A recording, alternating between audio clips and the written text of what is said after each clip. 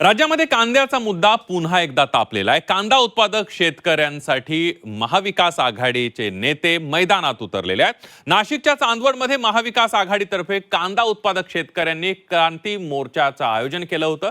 राष्ट्रवादी काँग्रेस शरदचंद्र पवार पक्षाचे आमदार रोहित पवार यांच्या नेतृत्वात हे आंदोलन करण्यात आलं। आंदोलनात ठाकरेंच्या शिवसेनेचे अंबादास दानवे यांच्यासह महाविकास आघाडीतील इतरही महत्त्वाचे नेते सहभागी झाले होते। आमच्या सगळ्यांची मागणी 8 ते 10 लाख टन कांदा त्या ठिकाणी घेतला पाहिजे।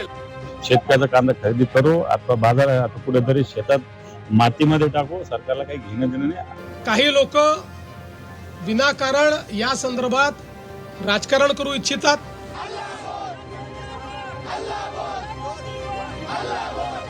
कांद्याच्या प्रश्नावरून महाविकास आघाडी पुन्हा एकदा आक्रमक झाली आहे।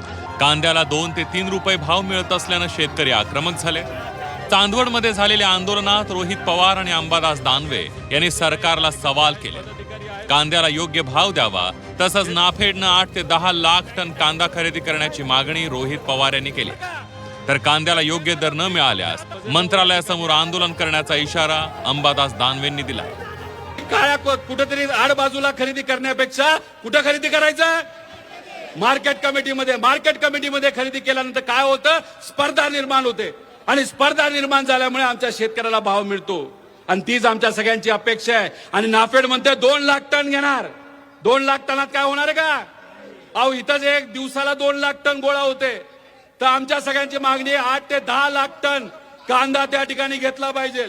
शेतकऱ्याला भाव मिळो, शेतकऱ्याचं कांद्याचं नुकसान हो अथवा न हो, शेतकऱ्याचा कांदा खरेदी करू अथवा बाजारात कुठेतरी शेतात मातीमध्ये टाकू, सरकारला काही घेणं देणं नाही, असं शेतकऱ्याची अशी सरकारची भूमिका दिसते। दिल्लीला जाणारा मार्ग ज्या सरकारचा आम्हाला रोखायचा आहे, तो रोखल्यावरच कांदा उत्पादक शेतकऱ्याला भाव मिळेल। तर येणाऱ्या काळात ते आंदोलन इथं नाही, मंत्रालयासमोर व्हावं लागेल। या काही मंत्रालयात जाऊ द्यावं लागणार आणि असं आंदोलनाची भूमिका घ्यावी लागेल।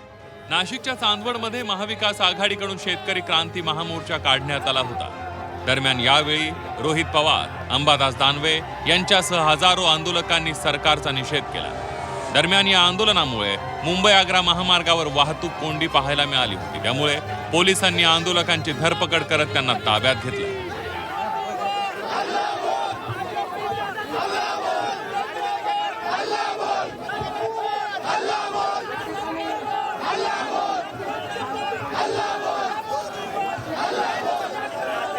दरम्यान कांदा प्रश्नावर उद्या दिल्लीत तोडगा निघणार का हे पाहणं महत्त्वाचं ठरणार आहे। कारण कांद्याला सध्या मिळणाऱ्या दरातून शेतकऱ्यांचा उत्पादन खर्चही निघत नाहीये। त्यामुळे दिल्लीत उद्या मुख्यमंत्री देवेंद्र फडणवीस, एकनाथ शिंदे यांची कांद्याबाबत केंद्र सरकारसोबत बैठक आहे। तसंच केंद्रानं कांद्याचा भाव 3.5 रुपयांनी वाढवल्याचंही त्यांनी नमूद केलं।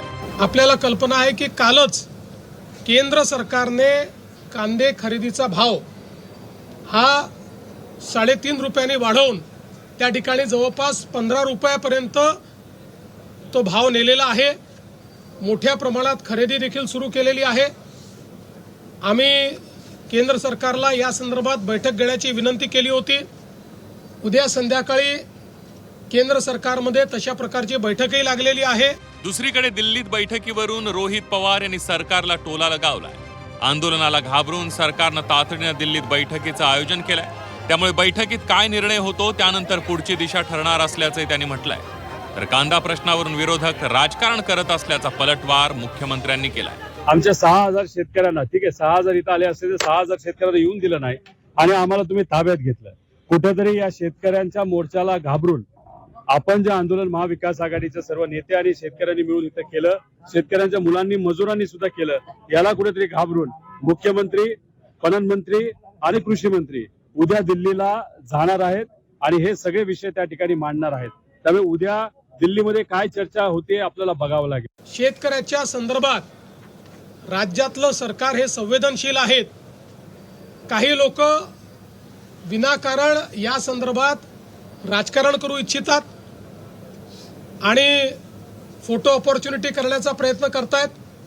त्यांनाही माझं सांगणं आहे की जर राज्य सरकारने आणि केंद्र सरकारने 15 रुपयाने खरेदीचा निर्णय केलाय, तुमच्या काळात कधी केला होता काय दाखवा, तो कधीच दिसणार नाही। कांदा उत्पादक शेतकरी अक्षरशः हतबल झाला।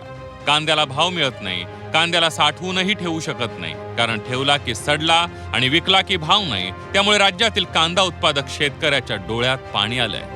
म्हणून कांद्याला योग्य भाव देऊन त्यांच्या डोळ्यातलं पाणी पुसण्याचं काम सरकारनं करावं. सुदर्शन खिलारे, झी 24 तास, चांदवड, नाशिक.